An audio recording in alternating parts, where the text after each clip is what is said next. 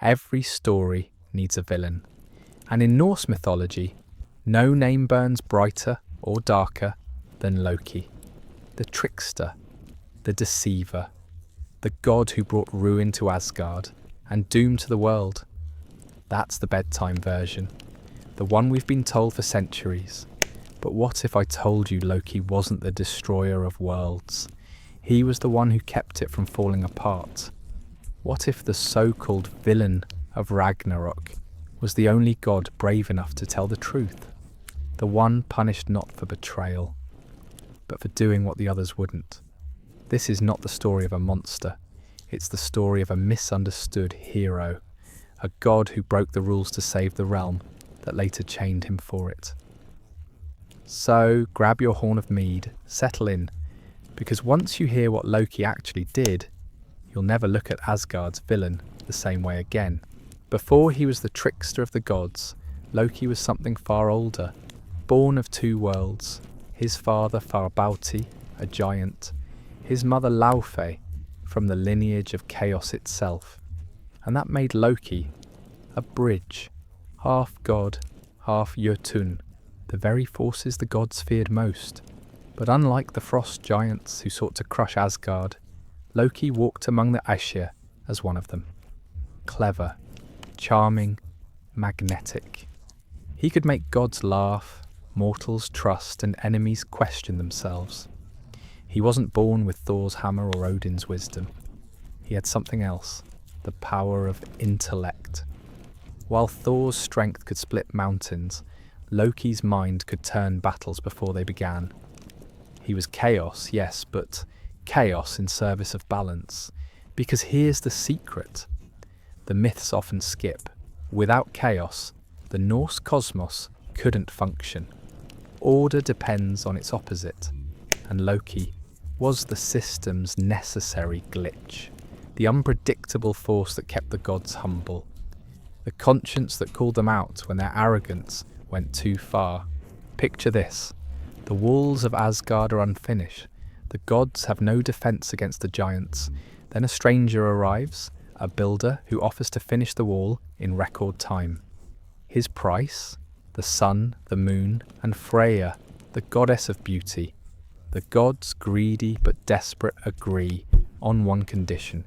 He must finish before the first day of summer. The builder sets to work, and he's fast, too fast. His secret? His powerful stallion, Svadilfari, who drags stones with godlike strength. As the final days approach, panic spreads through the halls of Asgard. The builder will win. He'll claim their light and Freya's freedom. And who do they blame? Loki, because it was his idea to make the deal in the first place. They threaten him with death unless he fixes it. So what does Loki do? He shapeshifts into a beautiful mare and lures the stallion away. For days, Svadilfari chases her through the forest, leaving the builder helpless. The wall remains unfinished. The gods are saved, but the trick doesn't end there. Months later, Loki returns with a foal, a grey eight-legged horse named Sleipnir, the fastest steed in existence. He gifts it to Odin, who rides it proudly for eternity. The lesson? Loki's cunning, his sacrifice, and even his humiliation saved Asgard. He didn't destroy the gods, he protected them. And yet, they only remembered the scandal, not the salvation. The next time Loki meddled, it wasn't out of malice, it was boredom, and that boredom changed everything. One morning, Loki sneaks into Sif's chamber, Thor's wife, and cuts off her golden hair while she sleeps. A cruel prank, right? Thor wakes to find his wife, shorn, humiliated. He grabs Loki by the throat and threatens to crush every bone in his body unless he fixes it. So Loki flees to the dwarves, the greatest craftsmen in all the realms. He convinces them to make new hair for Sif, spun from threads of living gold. They do, and it's so perfect it grows naturally when placed on her head. But Loki doesn't stop there. He tricks the dwarves into making two more wonders, Odin's spear, Gungnir, unerring in flight, and Freya's ship, Skidbladnir, capable of sailing any sea and folding into a pouch. Then in a final wager with another pair of dwarves, Loki wins even more divine treasures, the golden boar Gullinbursti and the mighty hammer Mjolnir, Thor's hammer. Think about that. The very weapon that defines Thor, the protector of gods and men, exists because Loki couldn't sit still. He caused trouble, yes, but his trouble always created progress. Loki's chaos was the spark of invention, the reason Asgard became what it was. Every pantheon has a trickster, but in Norse mythology, Loki isn't just a jester, he's a mirror. He reflects the gods' arrogance right back at them. When Odin schemes, when Thor bullies, when Freya manipulates, Loki exposes it. He's the only god who speaks truth to power, and for that, he's both vital and despised. At feasts, he mocks them. Not out of cruelty, but out of clarity. He tells Odin his wisdom comes from deceit. He calls Thor's strength brutish, his victories hollow. He exposes Freya's vanity, Tyr's hypocrisy, and Heimdall's blindness. The gods can't stand it, but deep down, they know. Loki is right. He's the voice of reality in a hall of divine egos. And that's what makes him dangerous, because nothing frightens power like honesty. Every tragic hero has a turning point. For Loki, it was Baldr. Baldr, the god of light and innocence, beloved by all. His mother Frigg extracted oaths from every creature in existence not to harm him. Every creature, except one, the mistletoe. Too small, too harmless, she thought. The gods in their arrogance began throwing weapons at Baldr for sport, watching them bounce off harmlessly. They laughed, they toasted his invincibility, and Loki watched. The hypocrisy burned him. A pantheon that glorified bloodshed, suddenly worshipping innocence. He couldn't resist exposing the flaw. So he carved a dart of mistletoe and handed it to Baldr's blind brother, Huda. "Throw it," he said. "Join the fun." Huda threw. The dart struck Baldr's heart, and light itself fell. The gods froze. The laughter stopped. For the first time, Loki's joke didn't end with applause. It ended with silence. But here's the thing no one ever talks about. Loki didn't kill Baldr out of hatred. He killed a lie. He showed the gods that perfection, even divine perfection, is fragile. That ignoring darkness doesn't make it disappear. He exposed truth, and for that he became the villain. After Baldr's death, Asgard turned on him. Odin's council hunted Loki across the realms. He fled, transforming into salmon, hawk, horse, but the gods cornered him at last. They dragged him into a cave, tied him with the entrails of his own son, and above his head they hung a venomous serpent, dripping poison onto his face.